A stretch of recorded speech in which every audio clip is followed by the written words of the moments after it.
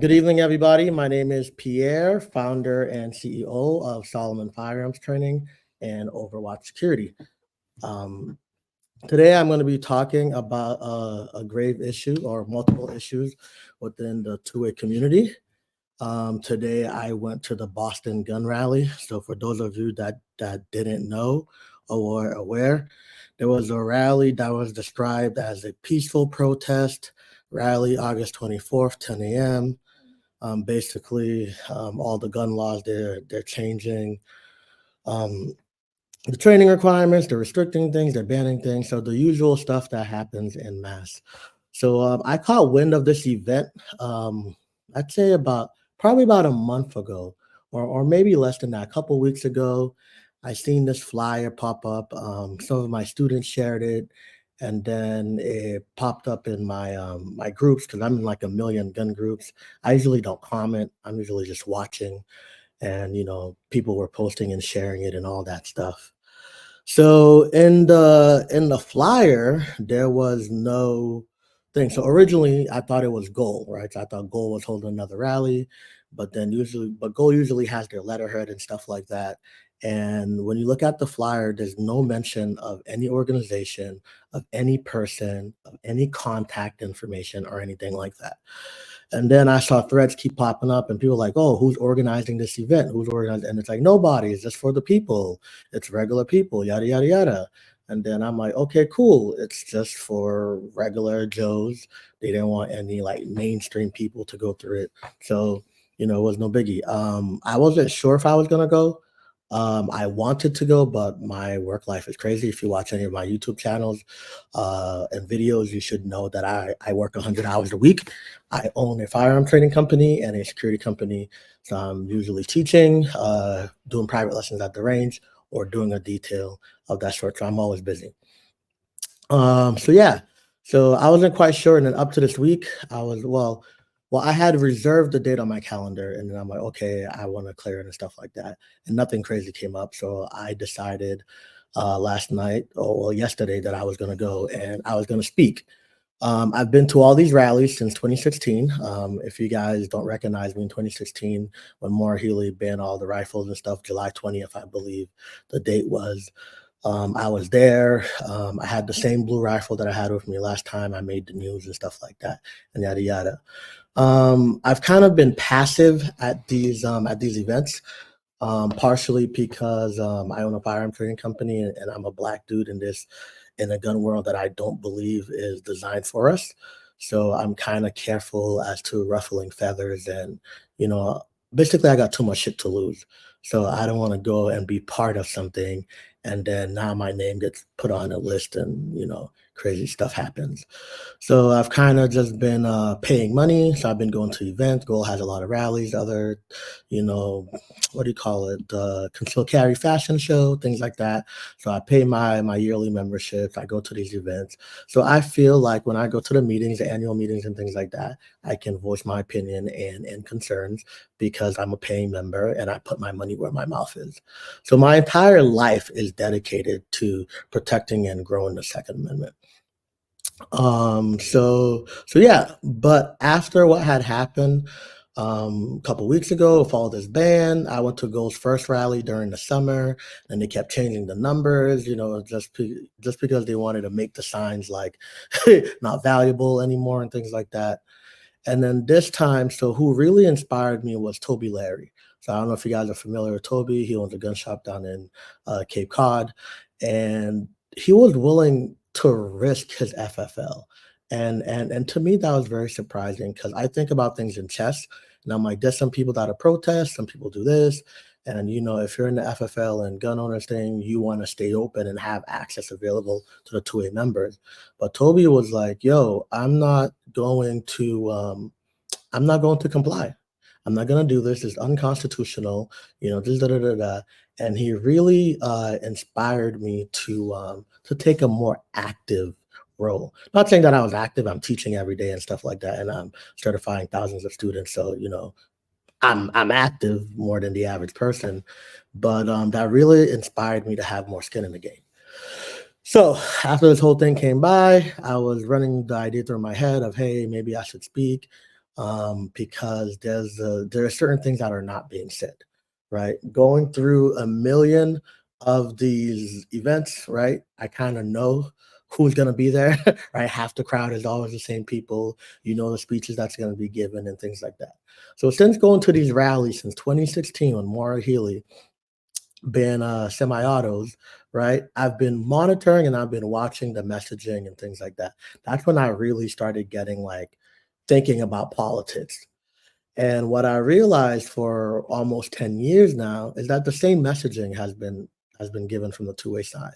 The same rhetoric, right? And of course, there's a bunch of things that happen within that 10 years, right? Police shootings, black people with guns and stuff like that, yada, yada, yada. And, and there's all these conversations happening. And I start to realize that, we're living in like two different Americas, as some people would say. So there's gun owners on a two-way side that has a certain belief. And then there's another group of gun owners on the other side of the two-way. As always in most of my life, I always found myself to be intertwined in the middle. I never really fit in one group or another. So I was born in Haiti, for you guys that don't know. So I'm a Haitian immigrant. So when people talk about immigrants this, immigrants that, yada yada, I just think this should be really specific as to the situation. But I also understand the plight of people coming into the country and trying to better their life. So I have a unique lens on that. Then after high school, I joined the military, right? And I got a different lens of what guns are, right? So growing up in Rosendale, Dorchester, right? People were saying guns are bad. Black people shouldn't be with guns, murderers, killers, gangbangers, thugs, thugs, thugs. That was the whole thing. My father is a pastor, very religious and stuff like that. So I always got the message that guns were bad, right? Not until did I join the military right after high school did the narrative of guns the proposition of guns changed to me. Now guns were used to defend yourself, defend your teammates, which now become your family, defend your nation, defend the people that you care about. So the narrative of guns to me was now guns are used for self-defense. So that was a new concept. Then I come back home, I start doing unarmed security, armed security, and then I become a security contractor for Department of Homeland Security. So I get the law enforcement aspect of it. I'm a Boston constable. I've taken a bunch of these classes, yada, yada, yada.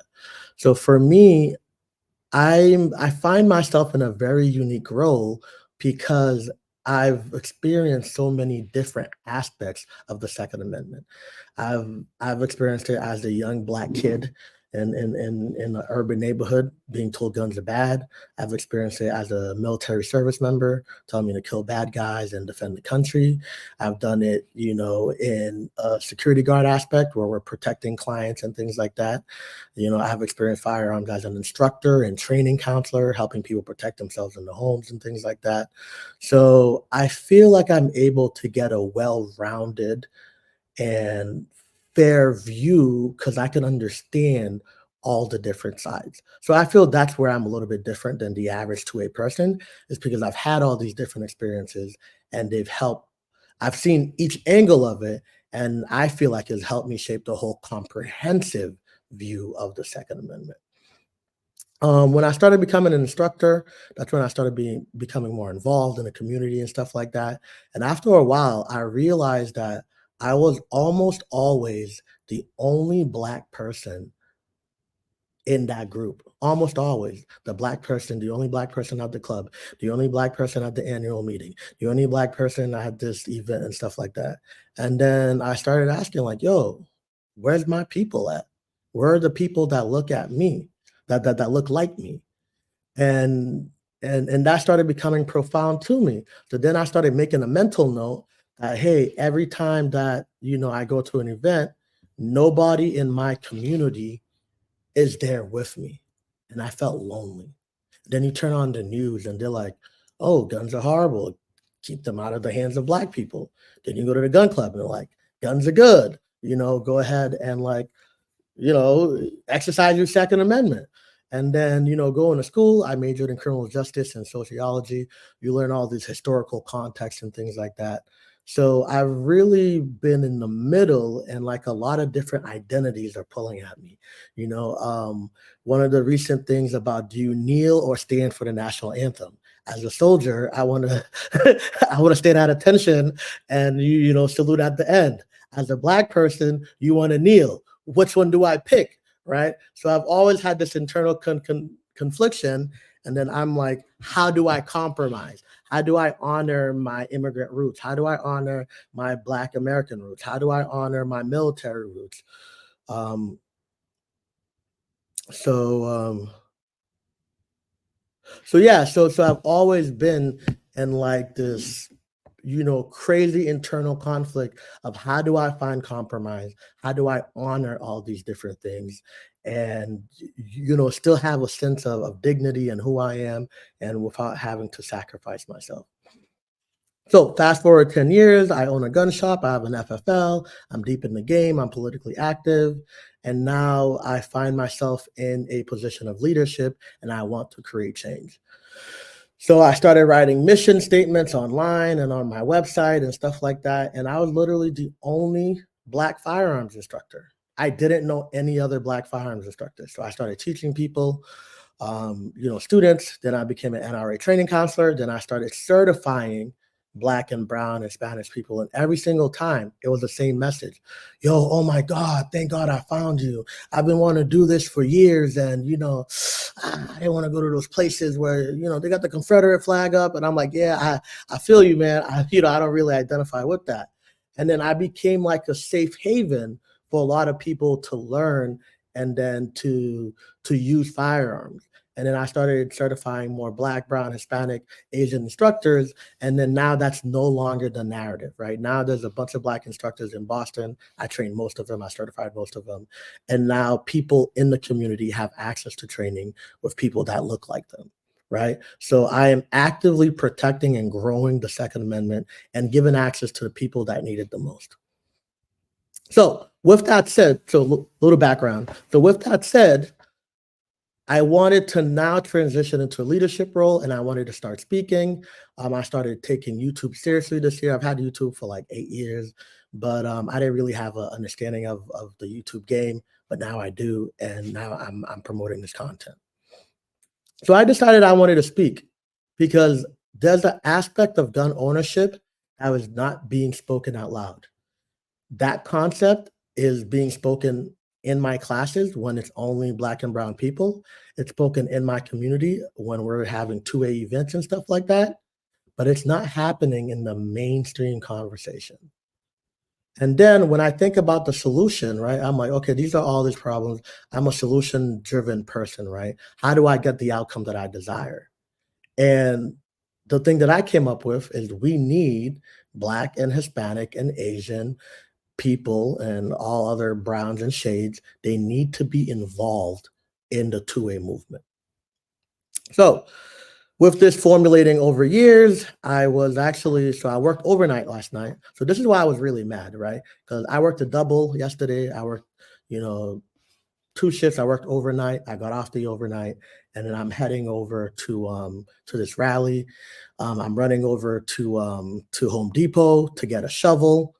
And I'm putting my clothes on in the car. I'm typing my speech as I'm driving. I'm at the rally and I'm still typing and fleshing out my ideas. So then I think, here's an opportunity to connect with fellow 2A members. I'm trying to be politically correct here. So I was really disappointed and frustrated with the thing that I was approached with. So I wanted to have a hard conversation with the 2A community, right?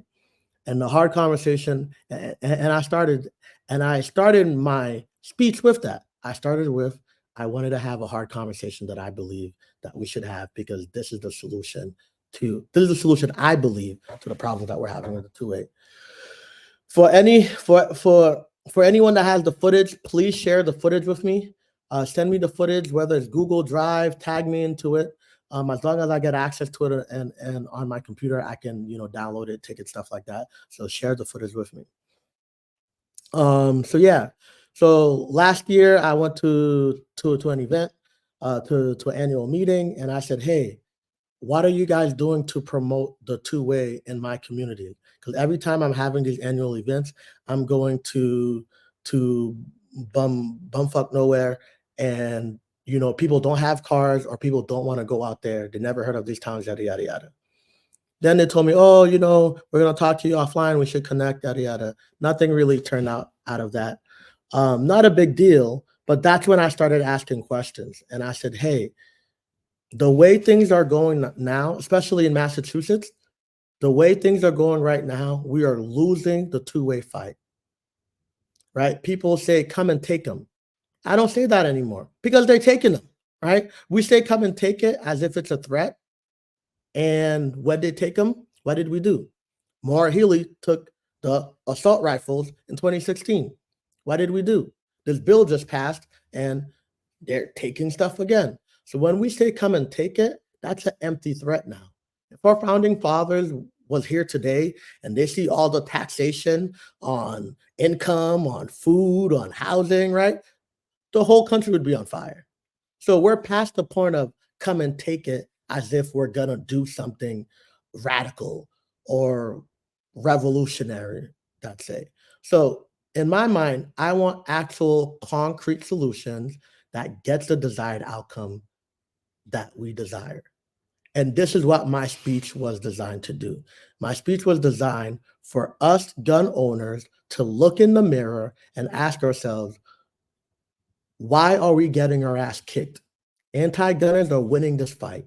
Anti-gunners are always one step ahead of the game. We're always showing up last minute. We got 24 hours, 48 hours to freaking do something because the law is going to change. Now you're paying 4 times the cost for a firearm when you shouldn't have to, right?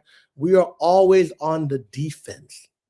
So what are we going to do as gun owners to be on the offense, to be winning the fight? I don't know about any other state. Some states are winning, but here in Massachusetts, we're losing. And I think in general, we're losing as well. So after putting my clothes on in the car while I was driving, typing up my speech, this is the speech that I came up with. And I titled it Two-Way Hard Conversation. And this is the conversation that I'm going to have with the two-way community. And I'm going to try to be as politically correct as possible, even though a lot of these things make me mad because of the extra hurdles that I have to deal with as a person in my life. And I have to stop being mad because if I'm not mad, then I can't make progress. I have to work with people that I disagree on most points every single day. Every single day, majority of people that come in my classes, I don't agree with them on anything besides guns. But that doesn't matter because I'm here to educate and train them on firearm safety. I'm not here to push my own political ideals and opinions. So as long as we're safe and we're training with guns, that's all that matters.